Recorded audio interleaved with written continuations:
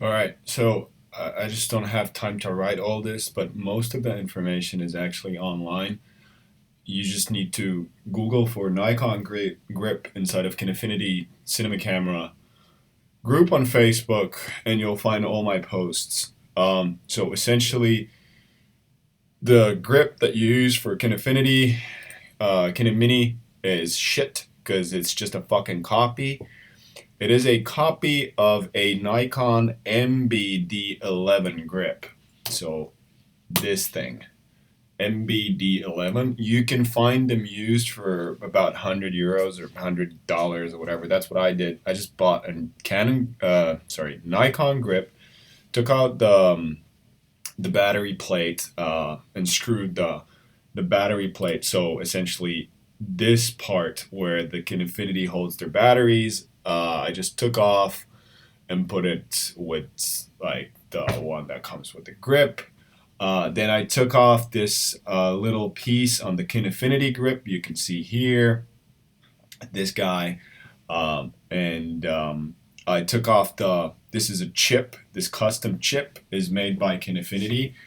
You need to be very gentle with this. And essentially, what I did, I took this piece off and I put it on the Nikon grip, inside the Nikon grip.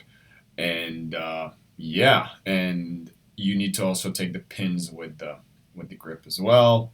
In the process, I was doing it. It's a bit sketchy, so I think I hurt the chip. So I actually had to order a new chip from Kinefinity. That cost me like 25, €30, so very, very cheap. But I mean, it takes a bit of time to come. And essentially, I got a working, very sturdy, very good handle compared to the shitty one that they give you with the Kinefinity.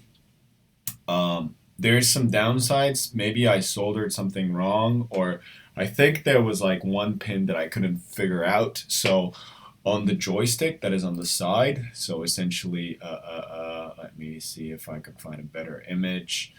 So on the joystick, so basically this guy, I think I lost one of the functions. Was it the left or the right? Everything else was working though.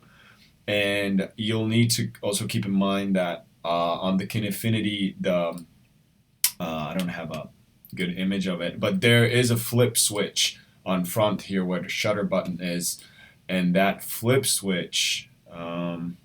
Nope, I don't have a good image of it here. That flip switch doesn't do anything on the Kinefinity, where it actually puts the power on the Nikon camera, and you should sort of figure out which cable is that. It's pretty easy to spot out, and then not solder it to anything because it doesn't do anything with the Kinefinity, and that's it. So all in all, you can do it, but it is a bit of I mean, now that I've done it, it would probably take me like I don't know, maybe like an hour to do it properly with all the everything laid out. But other than that, it's um, it's a bit of a fiddle. So just take your time. Don't do it in a hurry. Otherwise, you'll just fuck some shit up. And that's it. That's it, basically. And if I remember correctly, you might not even need to. I might be because if like it's like these cable connections that you need to do here, they're like push and pull. So you need to figure out how to do those, but you don't actually need to solder. I think necessarily anything. I had to because I made a mistake. So I don't think you even need necessarily a soldering iron. And also, if you care for, I essentially what I did, like you actually see it here. I made this is the camera that I sold. I made this custom back plate. You can see it here. So also, you can Google in the Kinefinity group. Here's like some prototypes. So it's essentially a 3D printed design that you just, you could probably, if you live in New York or whatever, or anywhere around the world, you can just order it from Shapeways. They'll probably deliver it to you in a week. And I would probably make it out of nylon. But we have a 3D printer in house, so this is ABS plastic. I'm sorry, and it works quite well because you can just put some bolts here, and it protects the SSD caddy, so you don't accidentally like like take out the SSD, which happens with a shitty opening mechanism they have. And this is the one on the camera that I sold. You actually can see here. It's pretty good. I mean, I made it quite thick. I bought these thumb screws from, maybe I can download this photo and zoom in a little bit. Um, yeah, so I had these like thumb screws from Small Rig, they're a couple of bucks each, super easy to work with.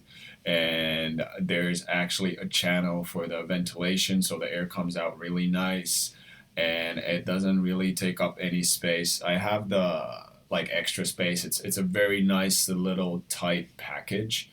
If you want, I can send you the CAD files.